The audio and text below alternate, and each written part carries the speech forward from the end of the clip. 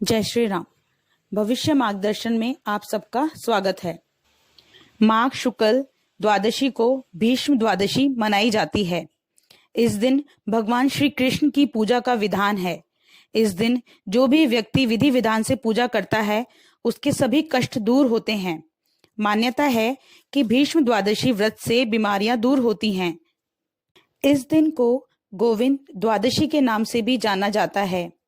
इस दिन पावन नदियों में स्नान आदि कर दान करने की परंपरा भी है।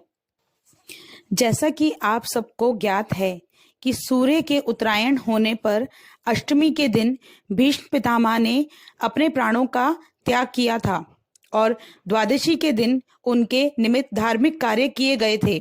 इसीलिए इस दिन भीष्म द्वादशी मनाई जाती है। इस दिन भीष्म की कथा सुनी जाती है। मान्यता है कि इस दिन श्रद्धा पूर्वक विधि विधान से पूजा करने से पितरों का आशीर्वाद प्राप्त होता है, बीमारियां दूर होती हैं और पितृदोष से भी छुटकारा मिलता है। भीष्म द्वादशी कथा। महाभारत के युद्ध में भीष्म पितामह कौरवों की तरफ से युद्ध लड़ रहे होते हैं। पांडवों के लिए भीष्म पितामह को हराना असंभव था। इसका मुख्य कारण था कि उन्हें इच्छा मृत्यु का वरदान प्राप्त था। वह केवल अपनी इच्छा से ही प्राण त्याग सकते थे। युद्ध में भीष्म पितामह के कौशल से कौरव हार ही नहीं सकते थे। इस युद्ध में पितामह को पराजित करने के लिए एक योजना बनाई गई। इस योजना का मुख्य केंद्र शिखंडी था। शिखंडी पिछले जन्म में एक स्त्री थे। पितामह ने प्रण लिया था कि वह कभी किसी स्त्री के समक्ष शस्त्र नहीं उठाएंगे। इस प्रतिज्ञा का भेद जब पांडवों को पता चला तब उन्होंने एक चाल चली। उन्होंने युद्ध समय पर युद्ध क्षेत्र में भीष्म पितामह के समक्ष शिखंडी को ला खड़ा किया। अपनी प्रतिज्ञा के अनुसार पितामह भीष्म ने शिखंडी पर शस्त्र नहीं उठाए। इस अवसर का लाभ उठाकर अर्जुन ने उन पर तीरों की बौछार शुरू कर दी, जिससे भीष्म पितामह बाणों की शैया पर लेट गए। परंतु उस समय भीष्म पितामह ने अपनों प्राणों का त्याग नहीं किया।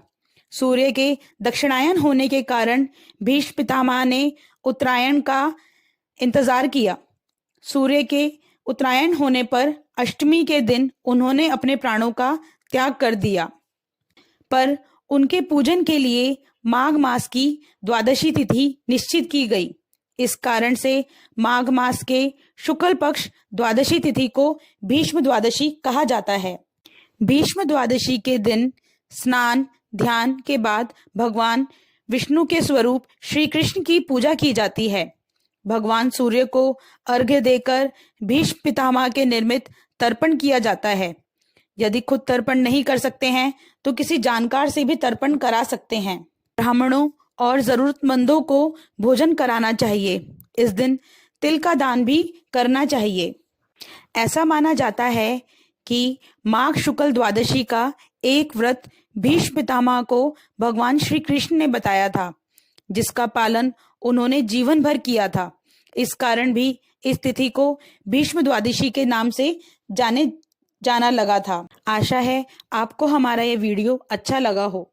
ऐसे ही विषयों की अधिक जानकारी के लिए हमारे चैनल को लाइक, शेयर व सब्सक्राइब करें। जय श्री